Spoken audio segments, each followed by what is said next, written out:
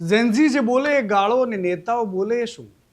ગુજરાતના એક ધારાસભ્યને તમે મળો તો એના મોઢેથી જે ગાળો નીકળે છે અને કહી રહ્યા છે કે આ તો આમ સામાન્ય બોલચાલીની ભાષા છે, આમાં કોઈ નવી વાત નથી, કોઈ ક્ષોભ નથી, કોઈ શરમ નથી.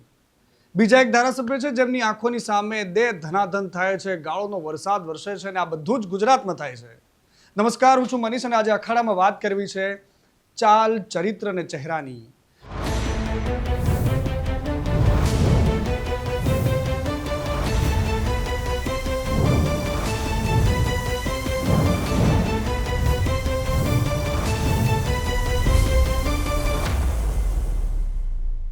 જે નેતાઓ વિડીયો બનાવીને સભ્યતાની ને સંસ્કૃતિની વાતો કરે છે, ઝેન્ઝીને ન શુભતા શબ્દો પર જ્ઞાન આપે છે, પરંતુ એ જ નેતાઓ જાહેરમાં કેવા પ્રકારનું વર્તન કરવું જોઈએ એ શીખતા નથી.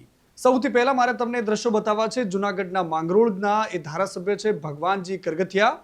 સૌથી પહેલા એક વિડીયો જોઈ લો.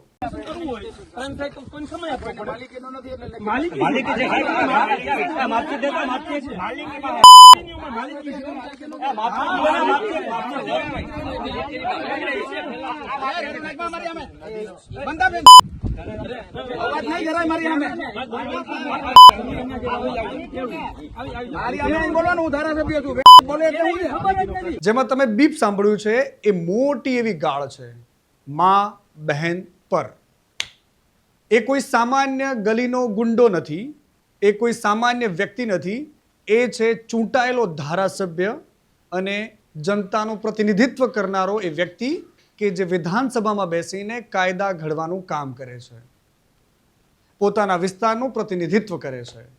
એક ખેડૂત સાથે બોલચાલી દરમિયાન એ પોતાની જાતને ધારાસભ્ય કહીને બોલી રહ્યા છે કે હું ધારાસભ્ય છું, તને એ વાતનું ભાન હોવું જોઈએ, અને પછી છૂટે છે એમના મોઢામાંથી ગાળો. જ્યારે મીડિયાએ એમને પૂછ્યું કે તમને આ બોલ્યા પર રંજ નથી, તો એ જે જવાબ આપે છે એ પણ તમારે ધ્યાનથી સાંભળવો જોઈએ. મારા મત વિસ્તારના જામવાડી ગામે 2-4 ખેડૂતો દ્વારા ગેરકાયદેસર પુલિયાનું કામ ચાલુ કર્યું, એટલે ત્યાંના સરપંચીએ 3 નોટિસ આપવા છતાં બંધ ન કર્યું અને સરપંચશ્રીએ મામલતદારને રજૂઆત કરી. એટલે મામલતદારે એ પુલિયું બનાવવા માટે મનાઈ હુકમ આપવામાં આવ્યો. એટલે એ લોકો ડેપ્યુટી કલેક્ટરમાં અપીલમાં ગયા અને ડેપ્યુટી કલેક્ટરે સ્થળ નિરીક્ષણ કરી અને એવો ચુકાદો આપ્યો કે 1 મીટર સુધી આ પુલ તમે બનાવી શકશો. એને બદલે 4 મીટર પુલ બનાવી નાખ્યો એની, અને એને હિસાબે ભારે વરસાદ થતાં ઝારી ઝાકરા ભરાઈ જતાં 300-400 વીઘામાં પાણી ભરાઈ જાય, અને એટલા માટે એ તોડવા માટેનો મેં ફરિયાદ સંકલનમાં પ્રશ્ન મૂકેલો. ત્યારે કલેક્ટરશ્રીએ આદેશ કર્યો ડેપ્યુટી કલેક્ટરને કે તમે જાતે રૂબરૂ જઈ આવજો અને ધારાસભ્યને સાથે લઈ જાજો.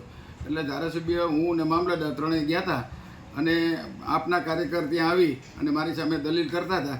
એટલે મેં એને કીધું કે ભાઈ આ ગેરકાયદેસર છે ને પુલ તોડવો જરૂરી છે. એટલે બોલાચાલી થઈ છે, ને સામાન્ય જે કંઈ રૂટિનમાં અમારા શબ્દો વપરાણા હોય એ રૂટિન શબ્દો છે આ વિસ્તાર માટે. કોઈ ગાળું બોલ્યો નથી કોઈને. મારી માલિકીમાં છે ને એ પાડવાનું કરે છે, કોઈની માલિકીમાં મકાન હોય કોઈ પાડવાનું કહે, પાડવાનું કરે છે. ધારાસભ્યને સરપંચ મારી વાહે પડ્યા અને મને પાછી ગાઈડ કોઈ જાય. તો આ તો થઈ જૂનાગઢ સૌરાષ્ટ્રની વાત, અને બીજી બાજુ દક્ષિણ ગુજરાતના સુરત ઉત્તરના ભાજપના ધારાસભ્ય કાંતિ બલરના કાર્યાલયમાં જે થયું એ જેણે જોયું એ હેરાન થઈ ગયા છે. એવી મારામારી થઈ કે એકબીજાના માથા ફોડી નાખ્યા, માથામાં ઘા કર્યા, હાથ તોડી નાખ્યા, હાથે પાટા સાથે નેતાઓ બહાર આવ્યા. ધારાસભ્યની હાજરી હતી. ટીપી કમિટીના અધ્યક્ષ મહેન્દ્ર દેસાઈ અને મહિલા કોર્પોરેટર જયશ્રી વોરાના પતિ મનહર વોરા વચ્ચે જબરદસ્ત મારામારી થઈ. આ મામલે મેં ફોન નંબર પર ફોન કરેલો હતો. કાંતિભાઈ ધારાસભ્યોએ કીધું તમે પોલીસ ફરિયાદ કરશો, મારું કાર્યાલય બદનામ થશે, તમે બદનામ થઈને એમ અમને આમ કરીને વાતને પૂરી કરાવી. પછી મેં ઘરે આવતા પ્રદેશ અધ્યક્ષ જગદીશભાઈ પંચાલને મેં મેલ કરેલો છે, રત્નાકરજી મહામંત્રીને મેં મેલ કરેલો છે, પ્રશાંતભાઈ કોરાટને મેલ કર્યો છે, એને વોટ્સઅપ કર્યો છે. પ્રશાંતભાઈ સાથે મારે વાત થઈ છે. પ્રશાંતભાઈ કીધું હું અઠવાડિયામાં સુરત આવું ત્યારે તમને મળું છું. શહેર અધ્યક્ષ પરેશભાઈને મેં ફોનથી વાત થયેલી છે કે એને રહેવાથી પરેશભાઈ મને એવું કીધું સુરત આવું ત્યારે મનોહરભાઈ તમારું જે કાંઈ સામે બેહાડીને એનો રસ્તો કાઢી. ભાતની વાડી સોસાયટીના પ્રશ્નોને લઈને એક બેઠક હતી, અને આ બેઠકમાં વોર્ડ નંબર 5ના 4 કોર્પોરેટરો અને સોસાયટીના આગેવાનો હાજર હતા. આગેવાનો રવાના થયા બાદ કોર્પોરેટરો વચ્ચે ઉગ્ર બોલાચાલી થઈ. મનહર વોરાએ મહેન્દ્ર દેસાઈ પર કોર્પોરેટરો સાથે સંકલન ન કરવાનો આક્ષેપ લગાવ્યો, અને ત્યારબાદ કાર્યક્રમમાં આમંત્રણ કેમ નથી આપતા એવું કહીને જબરદસ્ત બવાલ થઈ. બોલાચાલી ને બાદમાં મામલો ઝપાઝપી સુધી પહોંચ્યો. પછી છૂટા હાથની દે ધનાધન ખુરશીઓ મારી, હાથમાં જે આવ્યું એ મારવાની કોશિશ થઈ. કેમેરામાં એવું કશું જ કેપ્ચર નથી થયું, પણ જે બહાર આવ્યું છે તે હાથે પાટા બાંધીને નેતા બહાર આવ્યા છે. કાંતિ બલરનો કોઈ જવાબ નથી આવ્યો, પણ એમની ઓફિસમાં થયેલી ઘટના છે જેમાં ગાળોનો છૂટો વરસાદ વરસ્યો છે. હવે પ્રશ્ન એ છે કે જો ધારાસભ્યની હાજરીમાં, ધારાસભ્યની ઓફિસમાં ગાળોનો વરસાદ વરસે તો એને અમૃત કહેવાતું હશે? જે ચૂંટાયેલા નેતાઓ એમના મોઢેથી બોલે છે એને શું કહેવાતું હશે? જો એક ધારાસભ્ય ખેડૂતને મા બેન સામે ગાળો આપી શકે છે તો એમને કોઈ અધિકાર નથી બનતો સામાન્ય બાળકોને, નાના નાના ટાબરિયાઓને એવું જ્ઞાન આપવાનો કે એમની ભાષા ખરાબ છે. જંતર મંતર પર થયેલી ભાષા પર જ્ઞાન આપનારા નેતાઓએ આ ભાજપના ધારાસભ્યોની કરતૂત પણ જોવી જોઈએ. ફરી એકવાર હું તમને જૂનાગઢના માંગરોળના એ ધારાસભ્યનો વિડીયો ફરી એકવાર બતાવવા માંગુ છું કે તમે ધ્યાનથી જોઈ લો અને તમે જ નક્કી કરો કે શું આવી ભાષા એ કોઈ જનપ્રતિનિધિને શોભે.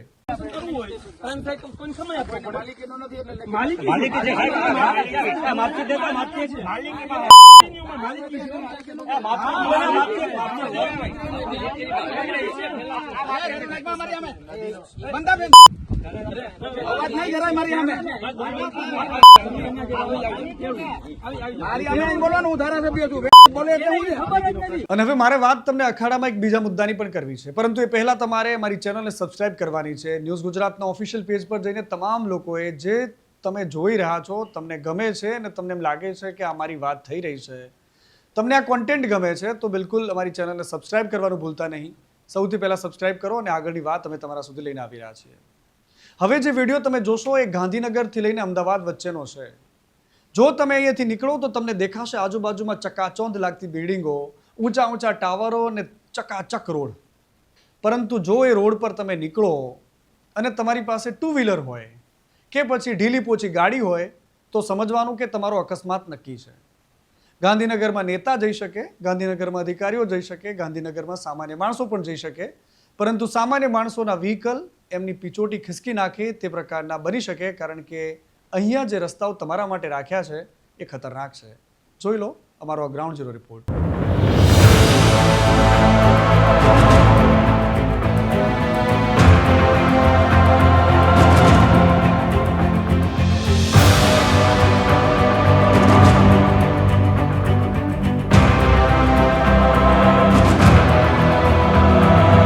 હૈયે હતો પણ હોઠેથી ભૂલાઈ ગયેલો માણસ છું. હું જ મારા ડાબા હાથે કંઈક ભૂલાઈ ગયેલો માણસ છું. આવું સામાન્ય માણસ બીજા માણસને નથી કહેતો, પરંતુ આવું સરકાર સામાન્ય માણસને કહે છે.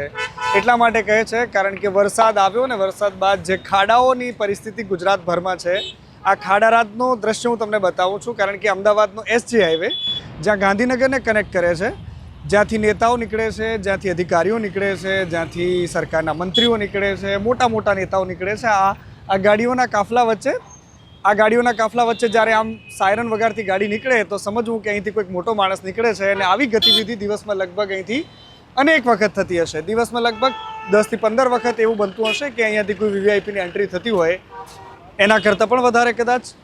પરંતુ આ રસ્તો જે છે એ ચકાચોંધને લાયક નથી, કહેવાને લાયક નથી. એનું કારણ એ છે કારણ કે ડાબા હાથે કંઈક મુકાઈ ગયેલો આ રસ્તો છે. રસ્તો એસજી હાઈવે છે, અહીંથી ગાંધીનગરને જોડે છે, સીધો સચિવાલય જાય છે, વિધાનસભા ભવન જાય છે, અને ગાંધીનગરને સિસ્ટર સિટી જે બનાવી છે એ સિસ્ટર સિટી સાથે કનેક્ટ કરે છે. પરંતુ પરિસ્થિતિ અહીંયા એ છે કે ઠેર ઠેર ઉબડ ખાબડ ખાડાઓમાં તમારી પિચોટી ખસકી જાય એ પ્રકારની હાલત છે. જે ખાડાઓને અમે શોધતા અહીંયા પહોંચ્યા છે એવા અસંખ્ય ખાડાઓ નજરે પડ્યા, પરંતુ અહીંયા જ્યારે અમે આવ્યા છે તો અહીંયા આવી જ રીતે પેચવર્ક કરવામાં આવી રહ્યું છે. અને આ કોર્પોરેશનની ગાડીઓ છે, આ રાજ્ય સરકારના અંડરમાં પણ આવે છે, પણ જ્યારે બ્યુટિફિકેશનનો મુદ્દો હોય તો કોર્પોરેશન, સ્થાનિક કોર્પોરેશન અને રાજ્ય સરકારના સુમેળથી આ પ્રકારનું કામ થતું હોય છે. આ ગરમ ડામર પાથરવામાં આવી રહ્યો છે અને આવી રીતે અહીંયા જે ઉબડખાબડ આખો રસ્તો હતો, થોડી ક્ષણો પહેલાં મારા કેમેરામાં કેદ થયેલો આ રસ્તો છે અને એના ઉપર અત્યારે આ પ્રકારે પેચવર્ક કરવામાં આવી રહ્યું છે. ખાડા ન લેતા સારું બોલજો એવું કહેનારા એક વ્યક્તિ અહીંથી નીકળ્યા છે, પરંતુ કોકને સારું લાગે, કોકને ખરાબ લાગે. મૂળ વાત એ છે કે ખાડાઓથી ભરમાર આખા ગુજરાતમાં છે. શું આ પરિસ્થિતિમાં આપણે, ગુજરાતમાં ધ્વજ આવ્યો છે, તમને કદાચ ખ્યાલ ન હોય તો કહી દઉં, એ ધ્વજ છે 2030માં ઓલિમ્પિક માટેનો. અને ઓલિમ્પિક રમાડવા માટે અમદાવાદ અને ગાંધીનગરને એ રીતે સજાવવાની તૈયારીઓની વાત થઈ રહી છે કે જેની કલ્પના કદાચ સામાન્ય માણસ ન કરી શકે.